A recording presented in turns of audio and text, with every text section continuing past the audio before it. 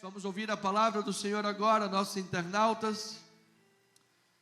Abra aí a sua Bíblia no livro de Marcos, o Evangelho segundo Marcos. De todos os 4 evangelhos, Marcos, os teólogos concordam que é o mais antigo. É o mais antigo. Marcos ouviu a maior parte das histórias escritas de Pedro, recebeu de Pedro a mensagem. Pedro foi o apóstolo discipulador de Marcos. Então, temos aqui material confiável, temos aqui texto sagrado. O tema desta manhã, Marcos capítulo 10, versículos 21 e 22. E o tema será proposto: bens, escolhas e serviço que demonstrem a fé de um coração a Deus convertido. Um tema de linha tênue, delicado e importante para ser tratado na obra do Senhor. Vamos fazer a leitura do texto sagrado. Diz assim a palavra bendita do Pai: e Jesus, fitando-o, o amou e disse: só uma coisa te falta. Vai, vende tudo o que tens e dá aos pobres, e terás um tesouro no céu. Então vem e segue-me. O jovem, porém, contrariado com esta palavra, retirou-se triste, porque era dono de muitas propriedades. Que palavra difícil essa de Jesus, não é verdade? Palavra difícil. Imagina se Jesus dissesse agora para você: vende tudo que você tem e dá aos pobres, depois vem e segue-me. Difícil. Mas nós vamos entender o que Jesus está falando. Eu creio que o Espírito há de derramar graça, primeiro no meu coração e lábios, para conseguir explicar o texto. Segundo, para a igreja, para conseguir entender o que já é difícil explicar. Então, muita graça de Deus sobre nós. Mas eu tenho certeza, pela graça de Deus, que o Espírito vai se manifestar. Pai amado e bendito, Deus eterno, Deus vivo e verdadeiro, nós somos filhos de Deus. E como tais, queremos aprender a Tua vontade. Queremos conhecer com profundidade os textos sagrados e beber desta água potável, esta água limpa, purificadora. Ó Deus amado e bendito, sabedoria é a Tua, riquezas insondáveis são as Tuas. E nós, toda vez que estudamos os textos bíblicos, estamos entesourando a nossa vida com tamanha graça e sabedoria. Por isso, cabe-me no altar da igreja diminuir sempre, porque quem tem honra e glória é sempre o Senhor Jesus Cristo. Por isso eu te peço, meu Pai, fala através dos meus lábios, abençoe a vida do teu povo, fortaleça-os, Pai, discipula através da minha vida esses filhos da fé, irmãos em Cristo Jesus, para que possamos todos, como igreja de Cristo, viver o discipulado saudável e um crescimento espiritual saudável, tendo Cristo Jesus como o centro de todas as coisas. Assim nós oramos para a glória de Deus, e o povo amado e santo do Senhor, que está no Espírito, diga amém e amém. Obrigado, amada pastora, em nome de Jesus. Amém. Amada igreja, santos e preciosos, família na fé, povo de Deus, mais do que vencedores em Cristo Jesus. Que oportunidade maravilhosa nós temos nesta manhã de aprofundar o conhecimento nestes versículos fazem parte de um contexto maior. Nós vamos desdobrar nesta manhã para o enriquecimento espiritual da igreja. Eu tenho convicções que após o fim desta mensagem, você sairá daqui mais preparado, mais discipulado, mais convicto da sua fé, mais convicto da sacrossantidade da palavra de Deus, e ela é apta realmente para nos conduzir em triunfo. Esposas e crianças, é o que vimos na última mensagem, do versículos 1 a 16, os quais tinham uma condição social inferior. Tanto as esposas, havia uma desigualdade em relação aos seus maridos, quanto as crianças, que naquela cultura não eram valorizadas. Por isso as condições sociais eram inferiores, e Jesus as elevou na nascente comunidade cristã. Ali, diante daquela comunidade, diante de Cristo, estava nascendo o povo cristão, estava nascendo aqueles que em Atos dos Apóstolos, pela primeira vez, seriam chamados de os do caminho. Ali Jesus estava num estado embrionário do que vemos hoje como igreja, como comunidade cristã, estava elevando a condição social destas classes e dizendo que no reino dele o maior é o menor. No reino dele, quem quer ser o maior tem que ser o primeiro a servir. Estava mostrando o valor dessas pessoas para o reino de Deus. Então Jesus afirma, 2 pontos, que a filosofia de divórcio fácil, defendida por muitos rabinos, não era a vontade de Deus, e que o divórcio só era permitido em razão do pecado obstinado das pessoas. Não era tão simples assim, o marido viu agora lá uma menininha mais bonitinha, 20 anos mais jovem, legal, não gosto mais de você não, vai para lá. O pecado obstinado no coração das pessoas. Por isso Moisés vos permitiu dar carta de divórcio. Mas não foi assim desde o princípio, disse Jesus. Lá mais próximo da criação, o mais peso da palavra, aquilo que Deus uniu, não separe o homem. Então Jesus, depois ainda deu continuidade dizendo, agora se as mulheres também derem carta de divórcio e se casarem, cometem adultério, porque nem isso as mulheres podiam. Ou seja, Jesus elevou a condição e disse, se fizer, equivocadamente está em pecado, mas as condições sociais estão igualadas. Depois Jesus se virou para as crianças, estamos dentro do capítulo 10, e ensinou que elas são não apenas acolhidas em seus braços, não apenas abençoadas por Ele, mas também são modelo no reino de Deus. Para todo aquele que quer ingressar numa vida cristã, deve ser semelhante a uma criança. E eu declaro em nossas vidas essa candura, esta inocência, esta verdade que a criança traz. Você quer saber a verdade, se você está bonita ou não? Pergunte para uma criança. Quer a verdade, se você está musculoso ou está barrigudinho? Pergunte para uma criança, porque ela vai dizer. Está bonita, titia está bonita. Ih, tia, está parecendo um espantalho. E o titio está bonito? Olha, está mais parecido com o boneco da Michelin. Então, é a verdade que todos nós precisamos de ter no reino de Deus, amado. A autenticidade, a verdade. Você sabe que onde não há verdade, o inimigo impera. Onde não há verdade, há fermento. O fermento, teologicamente, é símbolo do mal. O diabo, com seus intentos, ele gera entrementes aos corações emaranhados, e ele degringola a vida cristã das pessoas. Eu declaro que a verdade de Cristo já nos libertou em nome de Jesus. Nós somos uma igreja pela verdade. Eu recebo esta palavra.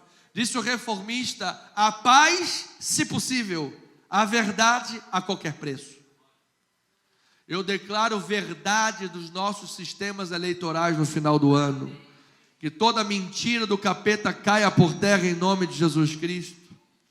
Declaro o povo debaixo da verdade em nome do Senhor. Então Deus criou o homem à sua imagem e à sua semelhança, o homem e a mulher. E formou a família para que crescesse, multiplicasse, povoasse a terra. E assim é que se formou a sociedade, o núcleo dentro do qual nós estamos inseridos, dentro da qual a célula máter é a família. É na família que nós temos as primeiras experiências. É na família que nós temos os primeiros modelos, as primeiras memórias de infância. É na família que se constrói o caráter, a civilidade. É na família. Por isso a família é uma instituição divina. Quando você vê um homem, ou quem quer que seja, político, ideias, ideologias, atacando a família, é do capeta. A família é sagrada, a família é de Deus, e a família é uma bênção nesta terra, amado. Em nome de Jesus, eu declaro que a tua família é bendita do Senhor, amado. Que todo mal contra a tua família, todo intento contrário, toda ideologia maligna contra as tuas crianças caiam por terra. Eu declaro que as crianças irão crescer com saúde espiritual em nome de Jesus. Serão os próximos Davis da igreja, em nome do Senhor. Ou então como Jesus, que cresceu em estatura e graça diante de Deus e diante dos homens. Em nome do Senhor Jesus Cristo. Então, o ensinamento de Jesus, temos aprendido neste capítulo, deve ser a bússola da família. Deve ser a bússola da vida espiritual. Através do ensinamento de Cristo, porque logo no versículo 1, que nós lemos semana passada, diz que Jesus, como era de seu costume, passou a fazer o quê? A ensinar.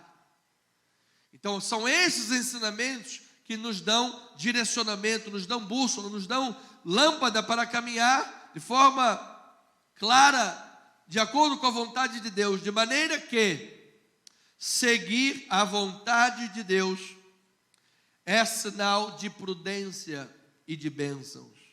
Veja lá o que diz Mateus capítulo 7, versículo 24. Diz a palavra do Senhor: todo aquele, pois, que ouve estas minhas palavras e as pratica, será comparado a um homem prudente, que edificou a sua casa sobre a rocha. E aí caiu a chuva, transbordaram os rios, sopraram os ventos, sim, deram com ímpeto contra aquela casa. Mas, amado, o Senhor Jesus garante uma coisa: não caiu, porque fora edificada sobre a rocha. Então levanta as tuas mãos e diga: em nome de Jesus, eu e a minha casa servimos ao Senhor. Eu e a minha casa estaremos vivendo os princípios da palavra do Senhor. E eu declaro que as portas do inferno não prevalecerão contra a minha família. Os ventos não a derrubarão. Não, em nome de Jesus. Os rios não irão submergir e nem afogar os planos da minha casa. Eu e a minha casa estamos sobre a rocha, que é Jesus Cristo. Aleluia! Nosso Salvador, nosso Libertador, nosso rochedo, nossa segurança, nosso capitão e general. Ele está à frente da tua casa, amado. E quando o capeta, dizia um amigo do nosso ministério, que nós amávamos tanto assim, carinhosamente, um cantor chamado Lázaro: quando o capeta bater na porta da sua casa, quem vai abrir a porta é Jesus Cristo, Senhor, amado. E ele vai bater em retirada. Diga glória a Deus aí por isso. Agora, uma vez que Jesus tratou a questão da esposa, do casamento, das crianças, Jesus se volta para os ricos e os pobres e mostra algumas coisas que é importante que nós saibamos extrair o que é que Jesus está falando, nem para que demonizemos algo que a Bíblia nunca demonizou, e nem idolatremos algo que a Bíblia condena a idolatria. O que é o demônio aí nesse meio? Onde é que está o erro e a perdição? Então Jesus se volta para os ricos e os pobres e mostra que geralmente o rico, ainda que tenha altos padrões morais, opta pelas coisas terrenas em lugar das celestiais. E observamos que em muitos casos o dinheiro e os bens são empecilhos para os valores do reino. A pessoa está tão entretida lá no dinheiro e no que o dinheiro pode proporcionar. Esses dias eu ouvi um pastor dizendo assim, que Deus não iria permitir que alguns pobres se tornassem ricos, porque o dia que se tornassem ricos se desviariam da igreja. Infelizmente é verdade. E quantos casos eu já vi na igreja? Pessoa, quando eu estava no aperto, no só misericórdia, o Senhor é o meu pastor e nada me faltará. 40 minutos de gabinete. Vê, saía da igreja meia-noite. Já houve um caso, mas aí foi problema de família. Mas todo culto, o dia que veio um milagre, era a herança lá que estava esperando, sumiu, nunca mais te virou poeira. Uma vez eu estou andando lá, a Nossa Senhora de Copacabana, na hora do almoço, em frente àquela loja de sapatos Santa Fé, aí eu vejo o cidadão lá, eu fingi que nem vi. Aí eu escondeu assim. Eu pensando comigo, não precisa disso, eu não sou Deus, não precisa se esconder não. A mim ninguém deve nada. Agora, o comportamento diante de Deus, Deus está vendo, sondando o coração. Então veja que em Marcos capítulo 10, olha aí o exemplo prático, Jesus falando sobre esta relação complicada. Versículos 23 a 27 ele diz, então Jesus, olha que a sociedade bíblica nos ajuda. Ela fala sobre o quê? O perigo das riquezas. Está lá o tema, não está no original, é apenas uma ajuda da sociedade bíblica, coloca aqui, o perigo das riquezas. E olha lá o perigo. Então Jesus, olhando ao redor, disse aos discípulos, quão dificilmente entrarão no reino de Deus os que têm riquezas. Os discípulos, normalmente, assim como nós o faríamos, estranharam estas palavras. Mas Jesus insistiu em dizer-lhes, filhos, quão difícil é para os que confiam nas riquezas. Olha aí Jesus já desdobrando onde está o problema. Os que confiam nas riquezas, entrar no reino de Deus. É mais fácil passar um camelo pelo fundo de uma agulha do que entrar um rico no reino de Deus. Versículo 26. Você imagina um camelo passando uma agulha. Não dá. E eles ficaram sobremodo maravilhados, dizendo entre si, então quem é que pode ser salvo? Antes de ler o 27. Mas por que eles disseram essa expressão, então quem é que pode ser salvo? Porque dentro da cultura, note isso, dentro da cultura judaica até então, o favorecimento financeiro vinha de Deus. Ou seja, o rico era abençoado por Deus, e o pobre não, aí já era o extremo do errado. Porque Abraão foi, porque Salomão foi, porque não sei quem foi rico, então a riqueza vinha de Deus. Então quando Jesus vem e diz, olha, é difícil que um rico seja salvo. Gente, se o rico que é abençoado por Deus, é difícil entrar no reino de Deus, quem é que pode entrar? Então Jesus está invertendo essa questão e dizendo, não é necessariamente que todo rico tem como favor e benefício de Deus e o pobre não. Não é assim. Porque você pode ser relativamente pobre, entre aspas, mas você ser próspero em Cristo Jesus, amado. Quantos ricos milionários atiram-se dos prédios porque não têm felicidade, não têm sentido de vida. O dinheiro não traz felicidade, amado, o dinheiro em si próprio. O dinheiro, como se tem um fim nele mesmo, não traz prosperidade. Mas eu declaro a verdadeira prosperidade na tua alma, que é a presença do Senhor Jesus Cristo. Era isso que Jesus estava dizendo. Aí Jesus responde lá no versículo 27. Jesus, porém, eu amo os poréns de Jesus. Jesus sempre tem um porém, amado.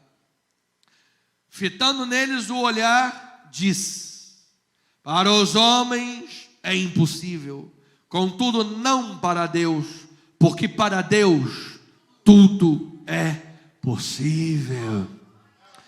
Olha, eu declaro que os ricos desse país se convertam em nome de Jesus, amado.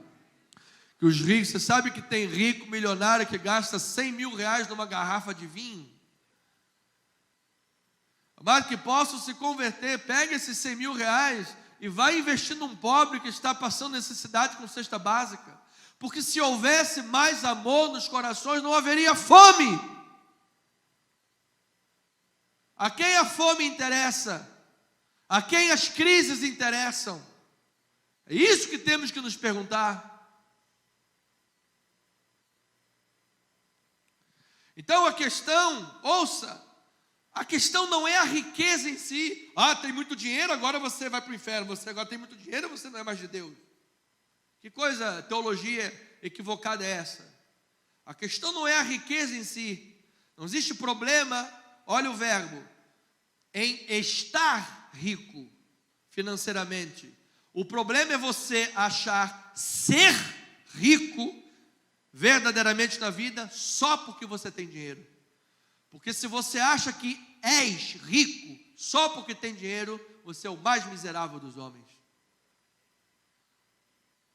Você pode estar rico, mas você só é rico quando você tem Jesus. Você só é rico quando você tem a graça de Deus sobre a tua vida. O que adianta o homem ganhar o mundo inteiro e perder a sua alma? E também, o perigo da riqueza não é só você achar que és rico porque tem dinheiro, mas pelo que a riqueza significa para alguns, que aí vem um perigo mais sutil para nós cristãos. Porque esse primeiro ponto é para o mundo, aquele que não tem Jesus.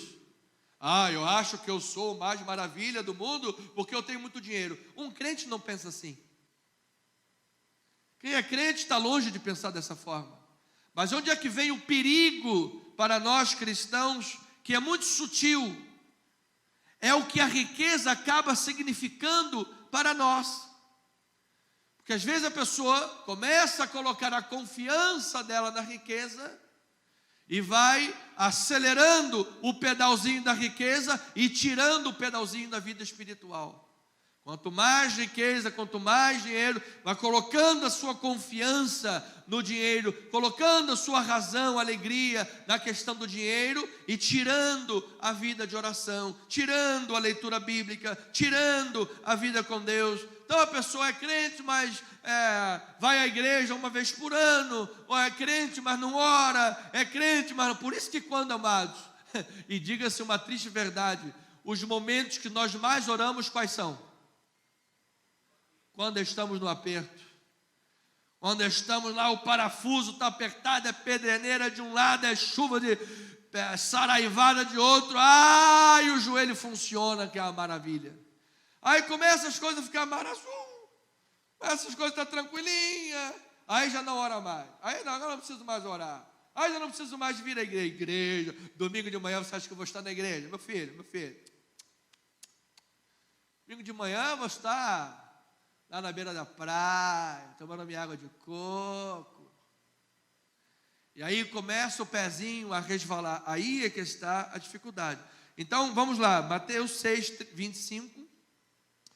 Mateus 6, 25 a 34. Diz: por isso vos digo, não andeis ansiosos pela vossa vida, quanto que haveis de comer ou beber, nem pelo vosso corpo, quanto que haveis de vestir. Não é a vida mais do que o alimento, e o corpo mais do que as vestes? Observai as aves do céu, não semeiam, não colhem, não ajuntam em celeiros, contudo, vosso Pai Celeste as sustenta. Porventura não valeis vós muito mais do que as aves? Qual de vós, por ansioso que esteja, pode acrescentar um côvado ao curso da sua vida? E por que andais ansiosos quanto ao vestuário? Considerai como crescem os lírios do campo, eles não trabalham e nem fiam. Eu, contudo, vos afirmo, olha lá, que nem Salomão, em toda a sua glória, se vestiu como qualquer um deles. Amado, Jesus é machado, é tramontina, mano. Aí ele diz, ora, se Deus veste assim a erva do campo, que hoje existe e amanhã é lançada no forno, quanto mais a vós outros, homens de quê? Pequena fé. Onde é que está a fé? Da questão material? Ou da necessidade constante que não confia em Deus? Ou na confiança porque tem muito?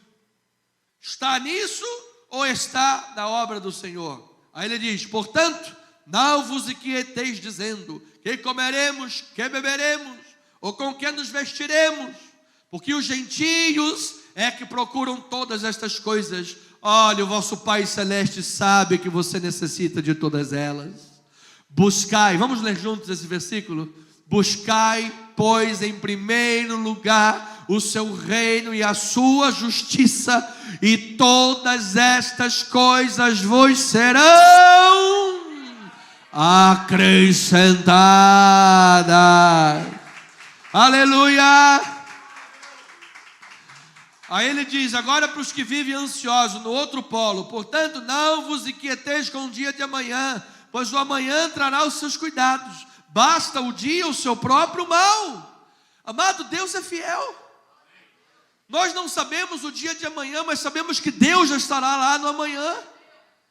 Nosso ministério é prova viva disso, amados. 20 anos no aluguel, nunca abrimos mão de ser fiéis a Deus, nunca abrimos mão de fazer a obra do Senhor. Eu era até um pouco mais equivocado, até um pouco mais relaxado, porque nunca nem paguei a aposentadoria, comecei a pagar de um poucos anos para cá. Deus foi lá, usou uma família da igreja amada, toma lá o local próprio para a obra do Senhor Jesus. Eu creio, amado, que Deus pode fazer infinitamente mais na vida do seu povo. Nosso irmão ali, Marcos, recebeu uma casa própria num período de pandemia. Período que estava todo mundo perdendo tudo, sem ter o que comer muitas das vezes, por causa de uma cultura do fica em casa, enquanto lá os artistinhas estavam lá fazendo balé. Fica em casa que eu estou aqui fazendo balé. Fica em casa que eu estou aqui aprendendo francês. E o pobre que tem que vender o almoço para comprar o jantar, morrendo de fome. Deus fez um milagre e deu uma casa própria para o nosso amado. Louvado seja o Senhor. Deus seja louvado. Então, amados irmãos, essa passagem que nós estamos tratando com forma acurada, pesquisada, fala do jovem rico. Quem chama esse jovem de rico é Lucas, não é Marcos, não está isso no texto de Marcos, no de Lucas sim. E o perigo das riquezas, esta passagem trata das escolhas e de seus efeitos. Amados, todos nós temos escolhas a fazer todos os dias. Todos os dias você tem escolhido servir a Deus. Todos os dias você escolhe fazer a vontade do Senhor. Todos os dias você escolhe testemunhar quem é o Senhor real da tua vida. Escolhas e seus efeitos. O rico, no texto que nós estamos estudando, opta por seus bens e, portanto, será o último no reino de Deus. Já os discípulos que decidem deixar tudo e seguir Jesus se tornarão os primeiros, abençoados no presente, ainda que com perseguições, e vindicados por toda a eternidade. Ou seja, amado, cada obra na fé que você serve a Deus e o melhor do teu coração é um depósito que você está fazendo no céu. Irmã Sueli e irmã Cássia, até o copo de água fria que vocês colocam aqui, não perderão os vossos galardões. Jesus, ele é detalhista em algumas questões, ele vai até lá num copinho de água fria para dizer, eu estou vendo o que você faz ou deixa de fazer. E aquilo que você fala lá na tua câmara de dormir, bota o travesseiro na cabeça e lá vai, fala o quê? Pastor Anderson é um gordinho feioso. Deus está vendo também isso daí. Fala a Deus nesse lugar. Deus vê tudo, amado. Isso aí. Então, para fazer a vontade de Deus, é isso que o texto agora vai nos encaminhar. Tudo bem, meu amado pastor, já entendi, estou entendendo qual é a tônica da mensagem. E quero responder da seguinte forma: eu quero fazer a vontade de Deus. Eu quero estar em linha com a vontade de Deus. Eu quero agradar o coração do meu Pai. A coisa que mais me importa é chegar lá no último dia e ouvir o Pai dizer: vinde benditos do meu Pai e tomai posse do reino que vos está preparado. É isso que me importa. Particularmente, eu não tenho interesse nenhum de ser rico, amado. Particularmente, não tenho interesse nenhum de ser rico. Eu sou feliz. Moro lá no pé do morro, no Engenho da Rainha, sou feliz. Se Deus quiser enriquecer trilhardariamente o nosso ministério, vai ser muito bom, porque eu vou ajudar muita gente. Deus sabe que vou. Então, para fazer a vontade de Deus, é preciso entender que a verdadeira riqueza é servir os outros. Mateus 10, versículo 17 a 20. Vamos ao texto. E pondo-se Jesus a caminho, correu um homem ao seu encontro e ajoelhando-se perguntou: bom mestre, que farei para herdar a vida eterna? Respondeu Jesus: porque me chamas bom? Ninguém é bom senão um, que é Deus. Jesus está instigando aquele homem a remeter que ninguém pode fazer alguma coisa e reivindicar a sua bondade diante de Deus. Só Deus é bom, é isso que Jesus está dizendo. Marcos não está indo contra a bondade de Jesus, até porque os outros textos ele coloca de forma diferente para não haver esse equívoco desse pensamento. Jesus é bom e Ele é sempre bom, amado. Diga glória a Deus por isso. Sabes os mandamentos, olha lá: não matarás, não adulterarás, não furtarás, não dirás falso testemunho, não defraudarás ninguém, honra teu pai e a tua mãe. Por isso que eu honro a minha mãe até hoje, amado. Minha mãe dorme na minha casa esse domingo para segunda, me expulsa da minha cama. Expulsa. Eu é que vou dormir no sofá. Vejo o sofá está lá cheio de poeira, eu espirrando a noite toda, mas não sai do meu sofá. Expulsa, amado. Expulsa. Então, amado, a gente tem que honrar. Às vezes a minha mãe faz aquela comida, arroz de carnaval que sai em bloco. Tá gostoso, meu filho? Maravilhoso. Estou brincando. A nossa pastora sabe cozinhar muito bem. Sabe. Ela cozinha muito bem. Ela cozinha muito bem. Honra teu pai e tua mãe. Versículo 20. Ele respondeu: mestre, tudo isso tenho observado desde a minha juventude. Então Jesus falou: sabes os mandamentos, sirva. A grandeza de um homem, disse um pensador, não é medida por quantas pessoas o servem, mas em quantas pessoas ele pode servir. Amado, como é que você deseja, e a óbvia pergunta, a resposta, como é que você deseja chegar à terceira idade? Servindo ou sendo servido? Tendo necessidade de ser ajudado? Tendo necessidade que todo mundo te ajude em tudo? Ou você servindo as pessoas, ajudando as pessoas? Não há maior alegria, amados, de você poder ajudar o necessitado, você poder ajudar o próximo.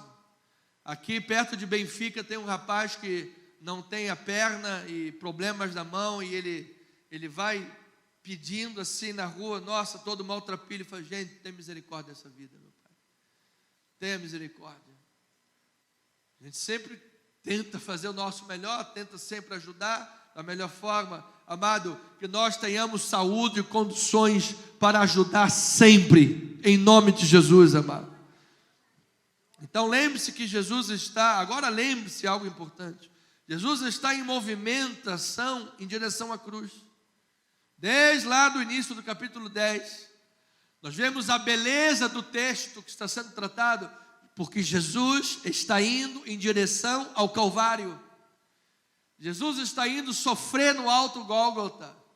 Jesus está indo pagar os preços do nosso pecado. E Ele, nesse caminho glorioso e majestoso, Ele para dar atenção às esposas, ao casamento, às mulheres, ao casamento, às crianças, e a questão das desigualdades entre as pessoas, em questão de riqueza e pobreza. E aí, quando o texto considera isto, ele nos mostra que a continuidade ao tema de que discipulado significa se unir a Jesus, sendo servo de todos. Amado, aquele que era o Rei dos Reis, em glória, todo-poderoso, nasceu numa manjedoura. Aquele que é o dono do universo, dos céus e da terra, que com as palmas das suas mãos, Ele estendeu os céus, deu nome a todas as estrelas, que Isaías diz que Ele tem nas palmas das suas mãos as águas dos mares. Ele nasceu numa manjedoura, envolto em panos e lenços, porque não havia lugar para Ele, para se hospedar. E às vezes nós, seres humanos, porque temos um sapatinho mais bonito, temos uma roupinha mais de seda, já nos achamos, sabe, o rei da cocada preta. Eu falo logo para essas pessoas: filho, faz um pequeno estudo de necropsia, faz um pequeno estudo de os períodos de decomposição do corpo, e veja como você vai estar 1 mês depois de ter morrido, e você vai entender que você não é nada sem Jesus. A alegria é servir, amados. Então muitos fazem marketing do cristianismo apenas olhando na sua forma triunfalista do ser discípulo de Jesus. É óbvio que em Cristo Jesus nós somos mais do que vencedores. É óbvio que em Cristo Jesus nós somos cabeça e não somos cauda. É óbvio que ter Jesus é a maior riqueza, a maior alegria, e sem Jesus nada somos. Diga glória a Deus por isso. Entretanto, o discipulado também envolve um custo. O preço do discipulado de quem quer seguir a Jesus. Lá no início do texto ele mostrou que o preço do discipulado é você tratar com temor e tremor o teu casamento. Porque não adianta você chegar e xingar a tua mulher, chincalhar o teu marido e depois vir dar uma de santinho na igreja e cantar aquele louvor. Aleluia! O mais santo dos santos. As suas orações são o quê? Que disse Pedro? Interrompidas. Há um custo. Como é que você trata os seus filhos dentro de casa? Trata melhor os filhos dos outros, trata melhor o vizinho. Aí a xícara de porcelana melhor que você tem bonita, você guarda para quando vê os vizinhos. E quando bota os seus filhos à mesa, você bota aquele negócio lá todo esquincalhado. Amado, você tem que botar o melhor para a tua família em primeiro lugar, amado. Ame a tua família, ame os teus, ame aqueles que estão próximos de você, aqueles que te aturam, aqueles que aguentam a tua chatice. Porque às vezes nós somos chatos para dedéu. Não é verdade? Eu sei, amado, às vezes amado é chato para burro. Mas eu também sou chato para burro às vezes. A nossa pastora, amado, você não sabe como ela é. Não, nossa pastora não, tadinha. Nem a nossa pastora, a irmã Sueli também não é chata, as nossas irmãs, nenhuma de vocês são chatas. Todas são imaculadas. Tá bom. Amém. Mas é importante você ter essa consciência, amado. Então, a discussão aqui que o texto vai nos mover é sobre poder, domínio, sobre aquilo que você está disposto a abrir mão para viver essencialmente o reino de Deus. E muitos não estão dispostos a abrir mão do seu ego, do seu eu, o eu todo-poderoso. E aí quando o eu todo-poderoso se une à riqueza, pronto, megalomaníaco. Vamos acabar com o mundo, vamos matar geral, vamos fazer. Você vê as histórias do mundo como mostra. Então Atos 10:42, diz a palavra do Senhor. Mas Jesus, chamando-os para junto de si, disse-lhes: Sabeis que os que são considerados governadores dos povos têm-nos sob seu domínio, e sobre eles os seus maiorais exercem o quê? Autoridade. Agora olha que interessante, mas entre vós não é assim. Pelo contrário, quem quiser tornar-se grande entre vós, será esse o quê? O que vos sirva. E quem quiser ser o primeiro entre vós, será servo de todos. Pois o próprio Filho do Homem não veio para ser servido, mas para servir e dar a sua vida em resgate por muitos. Olha, diga aí um graças a Deus por isso, amado. Então o Jesus que está a caminho da cruz, porque o texto é lindo, nós vamos ver isso na próxima semana. Jesus que está a caminho da cruz, predizendo a sua morte e ressurreição, dizendo a necessidade de morrer e ressuscitar. O que é que se espera do discípulo ao ouvir Jesus pregar sobre isso? Oh Senhor, olha, se eu também tiver que sofrer, amém, eu vou, Senhor, conta comigo. É o que se esperaria, mas não, os caras saem de lá para discutir quem é o maior no reino de Deus. Jesus está acabando de pregar sobre Ele mesmo, vai sofrer e morrer, e é servo de todos, e logo depois disso, os seus discípulos, que deveriam ser iguais a Ele, saem dali discutindo quem é maior. Eu sou maior. E aí quando Jesus se aproxima, ao invés deles se arrependerem, parem, cala a boca, rapaz, você está falando besteira, e, sabe, falar o certo, não, vão para, olha a cara de pau, desculpa a palavra, vão para Jesus e falam assim: Jesus, nos permita nos sentar, um à tua direita e um à tua esquerda, quando o Senhor voltar na sua glória. Ah, coitado. E aí Jesus disse: ah é? Vocês podem ser batizados com o batismo com que eu vou ser batizado? Sim, sim, podemos. Tá bom, vão ser batizados com o mesmo batismo que o meu, mas sentado do meu lado direito e esquerdo, vocês não vão receber. Vão ficar com o ônus e não vão receber o bônus, só por causa dessa falta de entendimento. Então, amado, eu vou lhe dizer, quem quer ser grande, seja servo de todos, amado. Os grandes símbolos do cristianismo é a cruz e a bacia, onde Jesus foi crucificado, e a bacia onde lavou os pés dos seus discípulos. Se nós tivermos um coração de serviço, de honra, amado, como líder e servidor, isso é até para a liderança. Existem somente dois tipos de liderança: a liderança imposta ou a liderança conquistada. Se você é o líder que impõe, eu sou o chefe, eu que mando, aí o ambiente cai, as pessoas não têm prazer e alegria. Mas se você é um líder que, através do seu testemunho, que você se esforça, você faz, você mete a mão na massa, você conquista as pessoas, essa é uma liderança poderosa. Eu declaro muitos líderes poderosos em nosso ministério, amado. Então, para fazer a vontade de Deus, precisa entender que a verdadeira riqueza é servir. Para fazer a vontade de Deus, a bondade moral e a caridade, saiba, não são suficientes.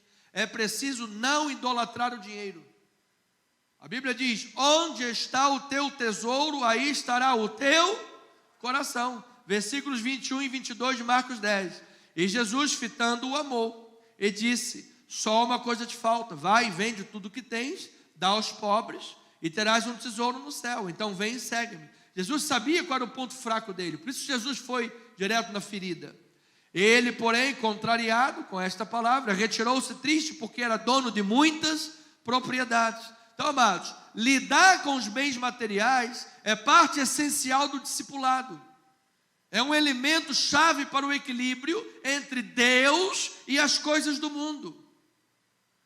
Ouça, ter bens, ter dinheiro, ter a melhor casa, o melhor carro, não é problema nenhum. Não tem nada de pecado nisso. É fruto do trabalho, é fruto da tua fidelidade a Deus, é fruto da glória e da bênção do Senhor, não tem problema nenhum nisso.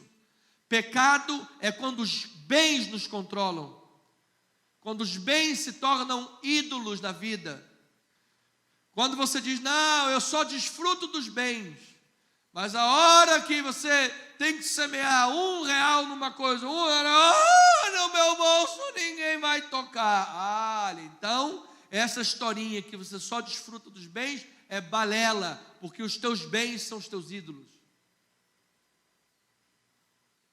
Por isso, semear, ser fiel, tanto à obra quanto aos pobres, é um espelho da consciência do que você já compreendeu do que é o Evangelho.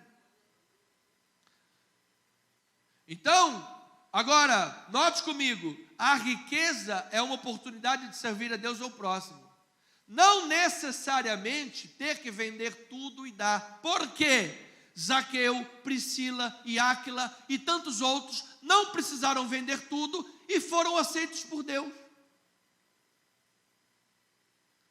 Zaqueu, por conta própria, ele disse: metade dos meus bens, porque naquele tempo o publicano era 10 vezes pior do que um roubador de impostos. Ele disse: não, eu vou dar metade dos meus bens, e se em alguma coisa tenho defraudado alguém, restituo 4 vezes mais.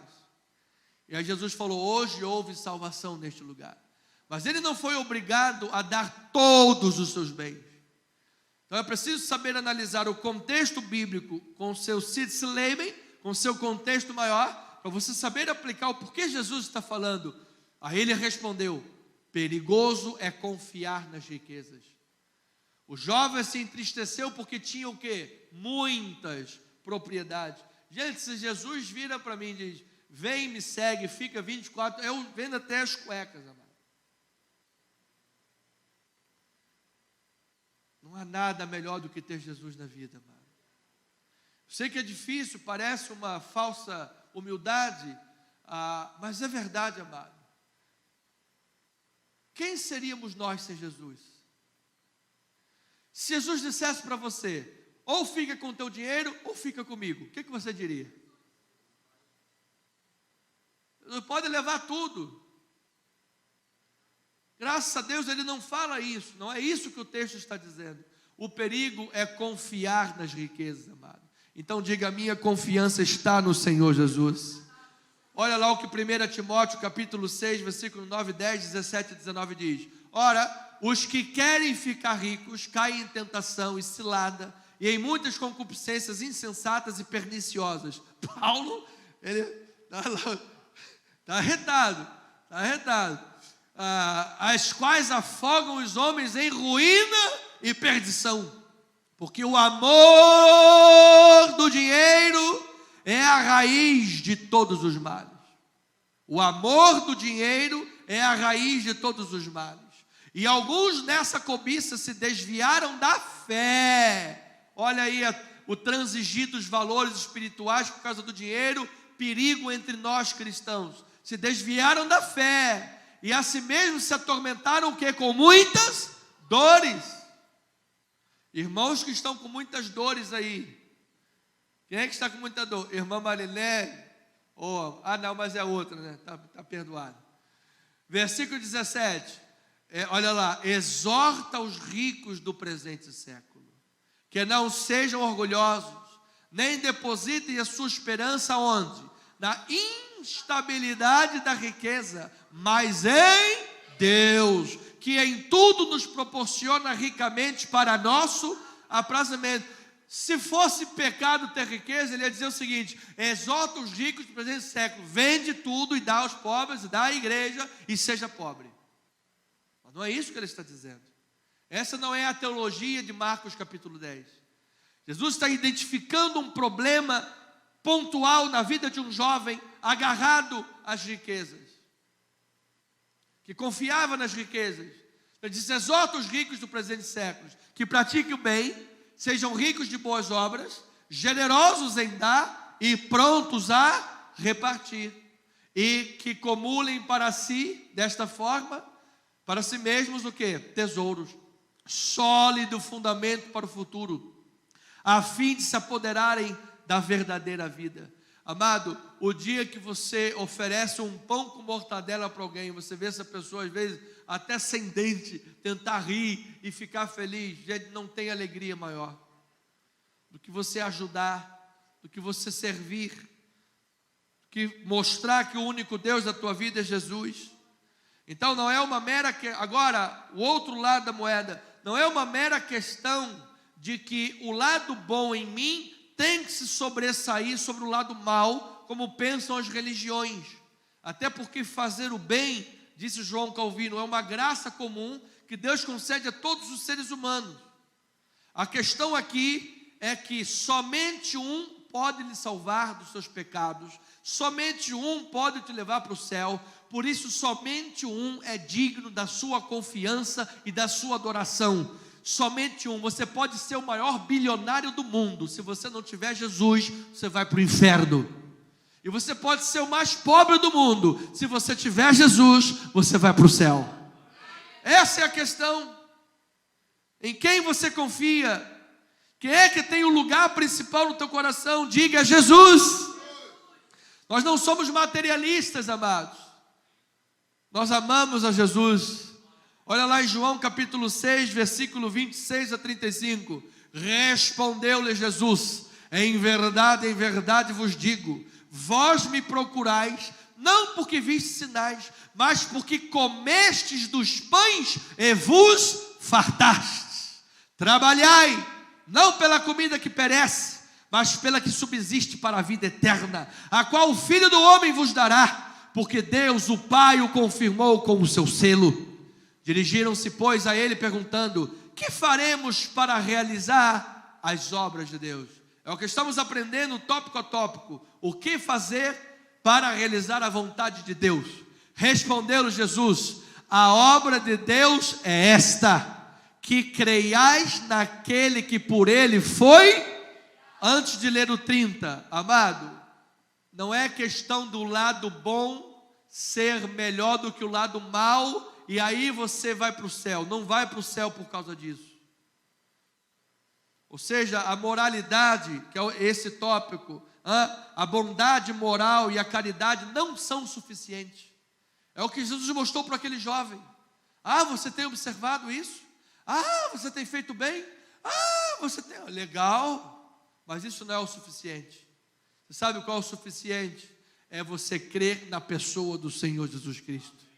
É isso, versículo 30. Então lhe disseram eles: que sinal fazes para que o vejamos e creiamos em ti? Quais são os teus feitos? Nossos pais comeram o maná do deserto, como está escrito: deu-lhes comer pão do céu.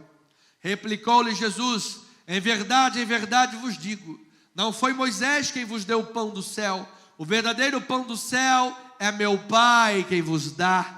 Porque o pão de Deus é o que desce do céu e dá vida ao mundo. Diga glória a Deus. Louvado seja o Senhor. Então lhe disseram: Senhor, dá-nos sempre desse pão. Declarou-lhes, pois, Jesus. Vamos ler juntos? Eu sou o pão da vida. O que vem a mim jamais terá fome, e o que crê em mim jamais terá sede. Aleluia! Olha, eu vou dizer a vocês que estão me ouvindo também pela internet: por mais bom que você seja, por mais altruísta que você seja, você precisa de Jesus para te salvar. Só Ele é o caminho, a verdade e a vida, amado. Só Ele pode te perdoar dos teus pecados. Só Ele pode limpar as chagas espirituais que é na tua vida e te conceder verdadeira riqueza para toda a eternidade. Glória a Deus por isso. Então, nesses minutos finais, ainda digo: para fazer a vontade de Deus, é preciso seguir Jesus. Esta aí, vou dizer como disse meu amiguinho, ovelhinha, Arthurzinho, como disse ontem. Essa aí você está pegando pesado, hein? Falou. O garoto é um comediante. Vou trazer ele aqui depois. Vai fazer. O menino é um comediante.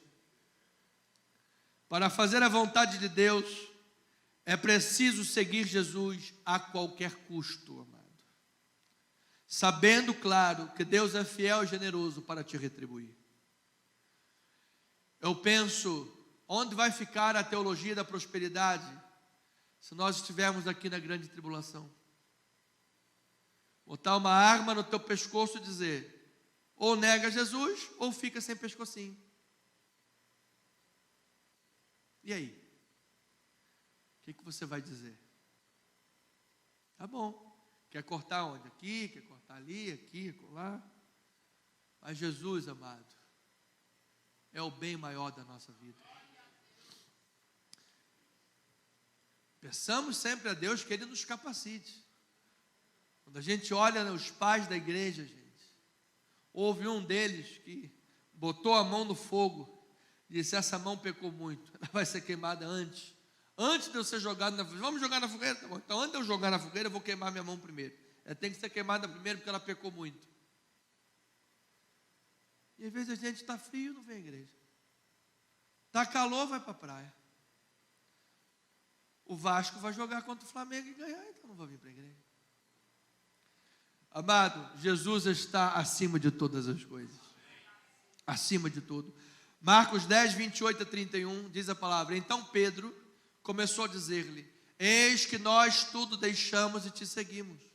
Tornou Jesus: em verdade vos digo que ninguém há que tenha deixado casa, ou irmãos, ou irmãs, ou mãe, ou pai, ou filhos, ou campos, por amor de mim e por amor do Evangelho, que não receba já no presente o cêntuplo de casas, irmãos, irmãs, mães, filhos e campos, com perseguições, e no mundo por vir o quê? A vida eterna. Porém, muitos primeiros serão últimos, e os últimos serão primeiros. O rico que diz: olha o meu bem, a minha casa, meu bem, minha casa. Tá bom, você vai ser o último. E os discípulos que abdicaram, que servem a Deus e deixaram tudo, serão primeiros. Amado, Jesus é sempre bom e fiel, amado. E eu declaro que Deus retribuirá o seu povo por tudo aquilo que você sacrificou ou perdeu por amor a Ele. Tudo que nós abrimos mão será devolvido em cêntuplo e se tornará parte da nossa recompensa eterna. Ouça isso: no caso das riquezas, aqueles que a recebem de Deus na sua vida humana são chamados ao ministério de forma especial para ajudar o reino de Deus e os menos favorecidos. Você quer ver um exemplo? Quem é que sustentava o ministério de Jesus? Não era uma multidão de pessoas. Quem sustentava o ministério de Jesus eram especialmente 3 mulheres, que eram ricas. 3 mulheres ricas sustentavam o ministério do maior pregador da história. Quanto mais lhe é dado, mais lhe será exigido. Da parte de Deus. Então, amado, seja sempre fiel. O crente pode usar suas riquezas como forma de dádiva espiritual, a fim de favorecer o reino de Deus e as pessoas. Então, todos nós temos um chamado para compartilhar os nossos dons e as dádivas que temos. Seja de ensino, pregação, seja de música, seja de serviço na obra de Deus, dentre as quais está a riqueza, sabendo que Deus é fiel sempre. Ele sempre retribui. Deus não fica devendo nada a ninguém. Atos 20, 32 a 38, diz a palavra: agora, pois, encomendo-vos ao Senhor e à palavra da sua graça, que tem poder para vos edificar e dar herança entre todos os que são santificados. E os que são santificados pela palavra, digam amém aí, amém. Olha lá: de ninguém cobicei prata, nem ouro, nem vestes. Vós mesmos sabeis que estas mãos serviram para o que me era necessário, a mim e aos que estavam comigo. Tenho-vos mostrado em tudo que, trabalhando assim, é mister socorrer os necessitados e recordar as palavras do próprio Senhor Jesus: mais bem-aventurado é dar do que receber. Tendo dito estas coisas, ajoelhando-se, orou com todos eles. Isso é importante. Então houve grande pranto entre todos, e abraçando afetuosamente a Paulo, beijavam, entristecidos especialmente pela palavra que ele dissera, que não mais veriam o seu rosto, e acompanharam-no até o navio. Você veja o amor que estas ovelhas tinham ao seu líder espiritual. Amado, quando as riquezas, o dinheiro e as coisas materiais estão no seu devido lugar, nós aprendemos a valorizar o que realmente importa. Gente, eu não vou ver mais o rosto do meu pastor. Não vai, olha, não. Porque é o amor que nos une, amado. É o vínculo da perfeição. que o dinheiro seja apenas nosso servo para fazer o melhor para Deus e para o próximo. Diga amém, glória a Deus por isso. Então eu termino com uma ilustração, dizendo que haviam três nadadores foram chamados para atravessar o oceano entre a Califórnia e o Havaí, o Pacífico. E o primeiro nadador era um nadador olímpico. Conseguiu nadar 800, o que seria equivalente a 800 quilômetros. E depois de nadar isso tudo, morreu de exaustão. Depois foi o segundo nadador, um nadador razoável. Nadou 80 quilômetros e morreu. Aí depois foi um nadador ruim. Nadou 1 quilômetro. 1 quilômetro, se afogou na praia e morreu. Nós poderíamos aqui analisar algumas coisas. Dentre elas é dizer que o nadador olímpico, ele é 800 vezes melhor que o terceiro colocado. Melhor do que o terceiro colocado. Sim ou não? Sim. Ele nadou 800. E o outro nadou só 1. Então ele é melhor 800 vezes do que o outro. Mas a pergunta mais importante é assim: entre esses três, algum está mais morto do que o outro? Quem é que está mais morto? Os três morreram. Pois eu quero lhe dizer, amado, que ninguém é capaz de atravessar, assim como ninguém é capaz de atravessar a Califórnia ou o Havaí pela sua própria força e habilidade, ninguém também é capaz de chegar ao céu pelas suas riquezas e pelas suas habilidades. O que você poderá ter é mais ou menos galardões na sua vida, mas você é salvo inteiramente pela graça de Deus, por intermédio da fé.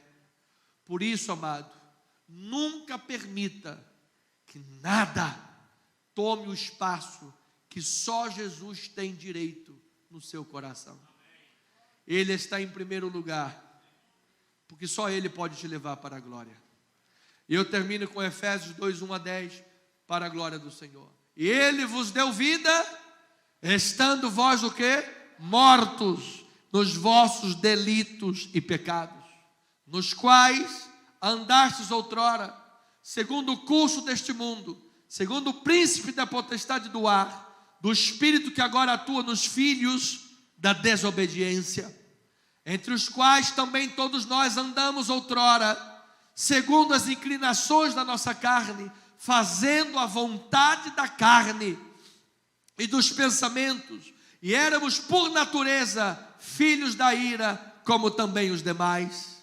Mas Deus, sendo rico em misericórdia, por causa do grande amor com que nos amou, e estando nós mortos em nossos delitos, nos deu vida juntamente com Cristo. Pela graça sois salvos, e juntamente com Ele nos ressuscitou e nos fez assentar nos lugares celestiais em Cristo Jesus, para mostrar nos séculos vindouros a suprema riqueza da sua graça, em bondade para conosco em Cristo Jesus. Versículo 8: porque pela graça sois salvos mediante a fé, e isto não vem de vós, é um dom de Deus, não de obras, para que ninguém se glorie, pois somos feitura dele, criados em Cristo Jesus, para que a igreja... quer dizer que as boas obras não são desprezadas. Jesus sabia o valor do que aquele jovem rico fazia em termos de ajudar e amar. Isso não é o suficiente, mas é importante. Para as boas obras, as quais Deus de antemão preparou para que andássemos nelas.